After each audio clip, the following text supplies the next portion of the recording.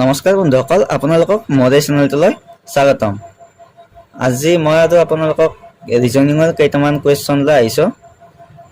এতিয়া চাব, আজি মই ত্ৰিভুজৰ সংখ্যা কেনেদৰে উলিয়াব, তাৰমানে অতি সহজতে কেনেদৰে ত্ৰিভুজৰ সংখ্যা উলিয়াব, আজি তাৰ ওপৰত আলোচনা কৰিম।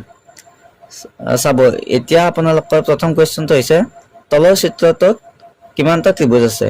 যদি আপোনালোকে ইয়াত 1 2 3 4 সেনেকৈ গণিব যায়, আপোনালোকৰ ভুল লাগি যাব। যদি মাজতে এটা ত্ৰিভুজ গণাত খেলি মেলি হৈ যায়, গোটেই উত্তৰটো আপোনালোকৰ ভুল হৈ যাব। এতিয়া এনেকুৱা ধৰণৰ কিছুমান ত্ৰিভুজৰ সংখ্যা উলিয়াবৰ বাবে কিছুমান সৰু সৰু সূত্ৰ আছে আপোনালোকৰ। এতিয়া চাব, এইটো ত্ৰিভুজৰ ইয়াৰ সন্মুখৰ বাহুটোক সমানে দুটা ভাগত ভাগ কৰিছে, এইটোকো দুটা ভাগত ভাগ কৰিছে।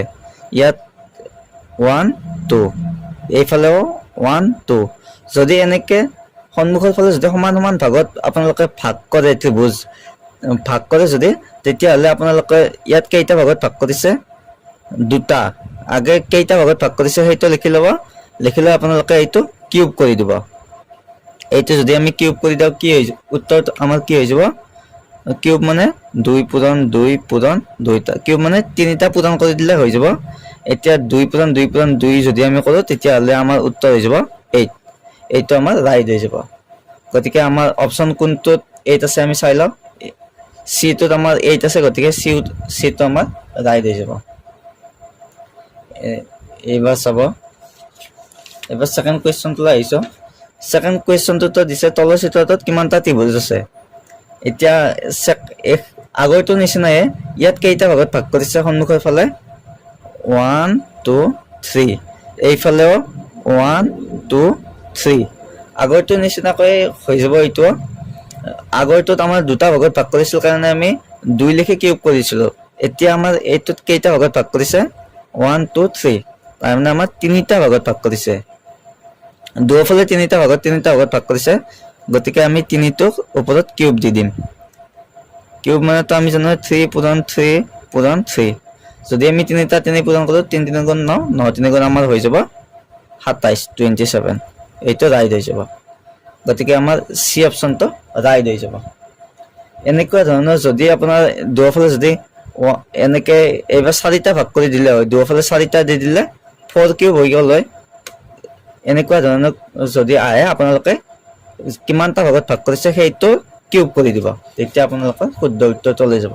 এতিয়া যদি আপোনালোকে গণিবলৈ গ'ল হয়, এটা দুটা এনেকে গণোতে আপোনালোকৰ সময়ো বহুত যাব, আৰু মাজত যদি এটা খেলি মেলি হৈ যায়, গোটেই প্ৰশ্নটোৱে আপোনালোকৰ ভুল হৈ যাব। এইবাৰ নেক্সট কুৱেশ্যনটোলৈ আহিছোঁ। এবাৰ নেক্সট কুৱেশ্যনটো দিছে, চাব, এইটো চিত্ৰত কিমানটা ত্ৰিভুজ আছে সুধিছে। এতিয়া আমি যদি এনেকে গণিব যাওঁ, অলপ দিগদাৰ হৈ যায়। গতিকে আমি মাজৰটো আমি লিখি লৈছোঁ, মাজৰ ত্ৰিভুজটো আঁকি লৈছোঁ এনেকে। ইয়াত কেইটা ত্ৰিভুজ আছে চাব, 1 2 3, আৰু মাজৰটো এটা 4, আৰু গোটেই ডাঙৰটোৰ কাৰণে এটা। গতিকে আমাৰ ইয়াত কেইটা ত্ৰিভুজ হৈ যাব, 5টা। 5 প্লাছ আৰু আছে নহয়, এই মাজৰটোত আমি গম পালোঁ, মাজৰটোত কেইটা আছে, 5টা। এতিয়া এইটো চাম আমি, ইয়াৰ ডাঙৰটোৰ ভিতৰত থকাটো চাম। ইয়াত কেইটা আছে, 1 2 3টা, আৰু গোটেই এই ডাঙৰটোৰ কাৰণে গোটেইটোৰ কাৰণে এটা। গতিকে আমাৰ কেইটা ত্ৰিভুজ হৈ যাব, ইয়াত 4টা।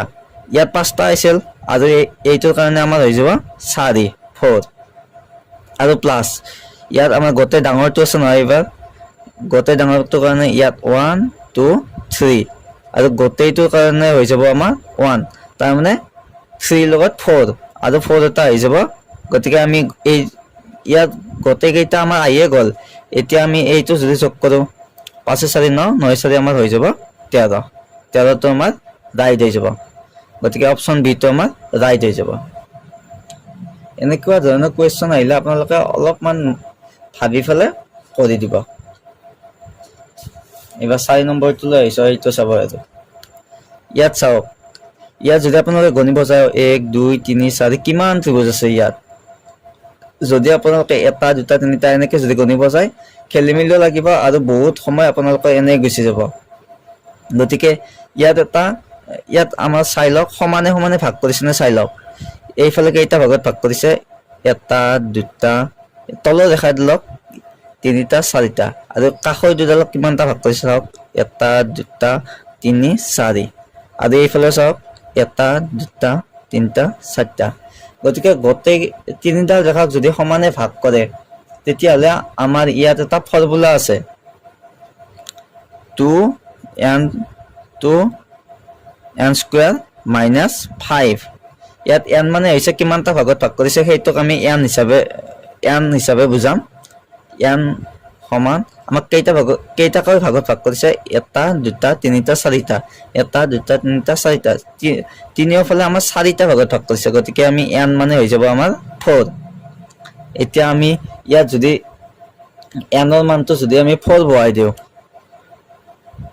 2 into n ৰ মান আমি পালো 1 2 3 4 গতিকে আমাৰ n ৰ মানটো হৈ গ'ল 4 আৰু স্কয়াৰ আছে স্কয়াৰ দি দিলো -5 এটা 2 পূৰণ n স্কয়াৰ মানে 4 স্কয়াৰ মানে হৈ গ'ল 4 4 গুণ 16 বিয়োগ 5 এতিয়া 16 2 গুণ হৈ গ'ল আমাৰ 32 বিয়োগ 5 আৰু 32 ৰ পৰা যদি আমাৰ 5 যায় তেতিয়াহ'লে আমাৰ হৈ যাব 27 গতিকে আমাৰ ৰাইট হৈ যাব 27 যদি আপোনালোকে গণিব গ'লৈ এটা দুটা তিনিটা চাৰিটা 27টা আমাৰ গণতে অটোমেটিক আমাৰ খেলিমেলি লাগি গ'লৈ আৰু যদি মাজত এবাৰ খেলিমেলি লাগি যায় তেতিয়াহ'লে আমাৰ উত্তৰটো ভুল হ'বই আৰু সময়বিলাকো এনে গুচি যাব গতিকে আমাৰ এইটো ফৰ্মুলা আপোনালোকে মনত ৰাখিব যদি সমানে তিনিটা সাইডত যদি সমানে ভাগ কৰে তেতিয়াহ'লে আপোনালোকে 2n স্কয়াৰ মাইনাছ 5 সূত্ৰটোত বহুৱাই দিব আৰু n ৰ মানটো আপোনালোকে কেইটা ভাগত ভাগ কৰিছে সেইটো বহুৱাই দিব তেতিয়া আপোনালোকৰ শুদ্ধ উত্তৰটো ওলাই যাব ইয়াত আমাৰ 27 তাৰমানে অপচন বি টো আমাৰ শুদ্ধ হৈ যাব এতিয়া চাওক 5 টো ঠিক তেনেকুৱাই 5 টো আমাৰ কেইটা ভাগত ভাগ কৰিছে আমি একে ভাগত ভাগ কৰিছে না আমি চাই লওঁ তলৰ লাইনটোক আমাৰ এটা দুটা তিনিটা ভাগত ভাগ কৰিছে আৰু সাইডৰ দুটাক এটা দুটা তিনিটা এটা দুটা তিনিটা তাৰমানে আমাৰ তিনিটা সাইডত আমাৰ সমানে ভাগ কৰিছে গতিকে আমাৰ n ৰ মানটো কি হৈ যাব n সমান 3 আৰু আগৰটো নিচিনা এটাই ফৰ্মুলা হৈ যাব আগৰটো ফৰ্মুলা কি আছিল 2n স্কয়াৰ মাইনাছ 5 তাৰমানে 2n স্কয়াৰ মাইনাছ 5 এইটো ফৰ্মুলাত আপোনালোকে বহুৱাই দিব বহুৱাই দি এইটো কেইটা ত্ৰিভুজ আছে আপোনালোকে কমেন্ট কৰি জনাই দিব এইটো হোমৱৰ্ক হিচাপে থাকিল গতিকে ইয়াত আপোনালোকে n ৰ মান 3 হৈ যাব 3 বহুৱাই আপোনালোকে ক্যালকুলেশন কৰি কিমান উত্তৰ ওলাই কমেন্ট কৰি জনাই দিব তো আজিৰ ভিডিওটো এইখিনি আছিল যদি ভাল লাগিছে লাইক কৰি দিব কমেন্ট কৰি দিব বন্ধুসকলৰ লগত শ্বেয়াৰ কৰি দিব আৰু ভিডিওবোৰ চাই কেনেকুৱা পায় আপোনালোকে কমেন্ট কৰি নিশ্চয় জনাব আৰু এইটো উত্তৰ আপোনালোকে কমেন্ট কৰি জনাই দিব তো আজি ভিডিও এইখিনিতে ধন্যবাদ